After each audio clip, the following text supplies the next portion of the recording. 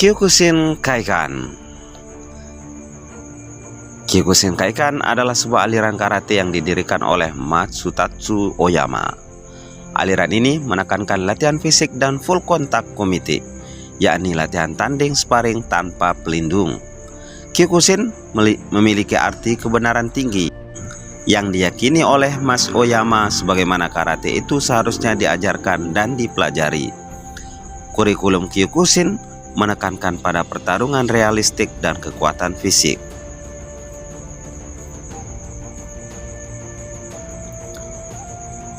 Sejarah asal mula. Matsutatsu Oyama, pendiri aliran Kyokushin, lahir sebagai seorang Korea yang bernama Choi Hyung-ye. Sewaktu kecil di Korea, dia mempelajari seni bela diri Korea yang bernama Chabi. Chabi mendapat pengaruh dari seni bela diri Tiongkok, seni 18 telapak tangan, yang dikembangkan lebih lanjut oleh orang Korea menjadi Chabi. Sejak kecil, Choi Hyung-ye bukanlah seorang anak yang diam saja dan bersabar kalau diganggu. Ia sering terlibat dalam perkelahian, apalagi bila ia tahu teman-temannya diganggu. Kepribadian yang agresif inilah yang ia wariskan ke Kyokushin menjadi sebuah aliran yang menekankan ofense dan pentingnya menjatuhkan lawan secepat mungkin. Pada masa Perang Dunia Kedua, Choi Hyung-ye pindah ke Jepang dan mendaftarkan diri sebagai mekanik pesawat tempur. Di Jepang, ia tinggal bersama keluarga perantauan dari Korea dan mengadopsi nama keluarga mereka Oyama. Pada saat itu, banyak orang perantauan yang mengadopsi nama Jepang agar mudah berbaur dan diterima masyarakat Jepang. Setelah perang usai pada tahun 1945, dia mempelajari karate Shotokan dari guru besar Gichin Funakoshi. Pada saat yang bersamaan, dia bertemu dengan sesama perantauan dari Korea bernama Shonichu. Shonichu mewarisi Goju Ryu dari Gogen Yamaguchi dan Mas Oyama mempelajari Goju Ryu dari Shonichu. Sewaktu di Jepang, kepribadian yang agresif dan tidak mau kalah masih melekat kuat pada diri Oyama muda. Di Tokyo, ia sering terlibat perkelahian dengan para gangster Jepang maupun tentara Amerika yang bertugas di Jepang. Ia pernah secara tidak sengaja membunuh seorang gangster Jepang yang terkenal ahli menggunakan pisau. Akhirnya dia dibebaskan dari tahanan dengan alasan membela diri. Oyama juga dijuluki Superman dari Timur oleh masyarakat setempat karena sering membela orang-orang lokal dari tentara Amerika yang berbuat onar. Setelah beberapa saat, Tokyo menjadi tidak aman lagi bagi Mas Oyama karena dia dicari oleh banyak pihak yang ingin membalas perbuatannya. Atas saran Shonichu, Mas Oyama akhirnya mengasingkan diri ke sebuah gunung untuk merenungkan tujuan hidupnya. Selama dalam pengasingan, dia hidup sebagai layaknya seorang Yamabushi, prajurit biksu. Menghadapi kerasnya tempaan alam, ia banyak mendapatkan inspirasi dari kisah hidup Miyamoto Musashi, seorang ahli pedang tersohor di Jepang. Setiap hari dia berlatih mendalami ilmu bela diri serta bermeditasi untuk merenungkan hidupnya. Setelah beberapa saat, dia merasa latihan di gunung sudah cukup dan memutuskan untuk turun ke kota. Mas Oyama mengikuti kejuaraan karate dan menjadi juara. Akan tetapi, ia merasa kecewa dengan kemampuan yang dimilikinya. Merasa masih belum mampu menerapkan apa yang telah dipelajarinya pada pertarungan yang sesungguhnya, Mas Oyama mencukur habis rambutnya dan sekali lagi naik ke gunung untuk berlatih. Setelah lebih dari setahun di gunung, Mas Oyama akhirnya turun untuk menguji hasil dari latihannya. Di sebuah desa ada seekor banteng yang akan dijagal. Ia meminta izin untuk menjatuhkan banteng tersebut dengan tangan kosongnya.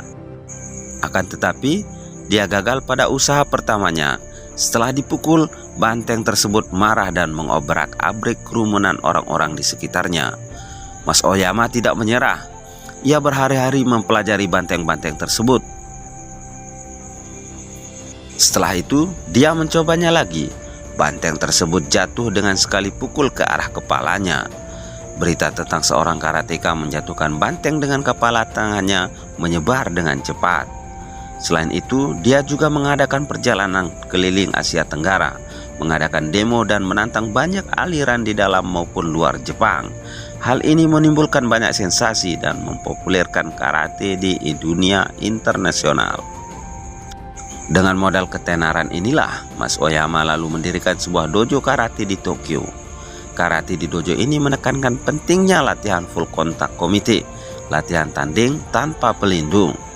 Menurutnya, full kontak komite merupakan hal yang penting untuk mengasah semangat dan keterampilan berkelahi. Hal ini sempat menimbulkan ketegangan dengan tetua-tua aliran karate lain yang berpendapat bahwa praktik aplikasi karate secara langsung itu berbahaya dan tidak perlu. Puncak ketegangan ini muncul pada tahun 1960-an.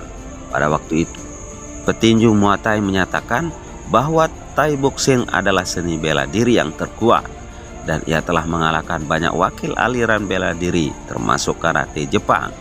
Pada waktu itu karate sedang populer di dunia internasional, dan petinju Muay Thai ini ingin memanfaatkan kesempatan untuk mencari nama. Petinju Muay Thai tersebut meminta wakil resmi dari Jepang untuk menjawab tantangannya. Sikap resmi dari aliran-aliran karate di Jepang adalah untuk tidak melayani tantangan tersebut, karena tujuan dari karate adalah untuk membina mental, dan salah satu dari perwujudan penempaan mental tersebut adalah untuk menghindarkan dari perkelahian yang tidak perlu. Akan tetapi, Mas Oyama berpendapat bahwa karate memang bukan untuk mencari masalah, tetapi apabila masalah itu datang dengan sendirinya, lari dari masalah adalah tindakan pengecut. Ia mengirim 3 murid terbaiknya ke Thailand untuk bertanding dengan aturan Muay Thai. 2 dari 3 muridnya tersebut menang, dan mereka kembali ke Jepang, dieluk-elukan sebagai pahlawan yang mengangkat harga diri Jepang. Hal ini menambah ketegangan antara aliran Oyama ini dengan aliran-aliran karate yang lain, sehingga banyak aliran lain yang menjuluki aliran Oyama sebagai bukan karate dan ilmunya para berandalan. Mas Oyama tidak ambil pusing atas tanggapan tersebut.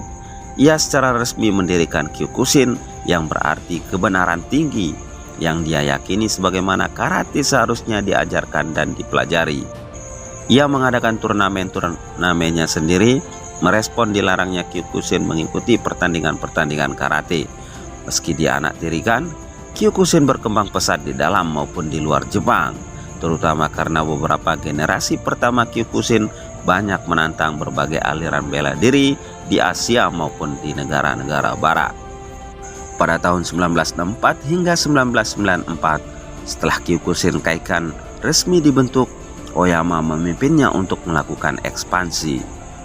Oyama memilih instruktur-instruktur yang menurutnya mampu mempertunjukkan kemampuan dan gaya bertarung Kyokushin untuk merekrut anggota baru. Pada awalnya, instruktur-instruktur itu ditugaskan untuk membuka dojo di kota lain di Jepang. Di sana, instruktur tersebut akan memamerkan kemampuan mereka di area-area publik, misalnya di gimnasium, di gym milik polisi, di mana para atlet judo biasa berlatih, di taman, atau di festival-festival lokal. Selain di Jepang, Oyama menyebarkan instruktur-instrukturnya ke negara lain, misalnya ke Belanda, Australia, Amerika Serikat, dan Brasil, untuk menyebarkan Kyokushin dengan cara yang sama seperti di Jepang. Pada tahun 1969, Oyama menyelenggarakan First All Japan Full Contact Championship di Jepang. Selain itu, pada tahun 1975, ia juga menyelenggarakan First Open Full Contact World Karate Championship.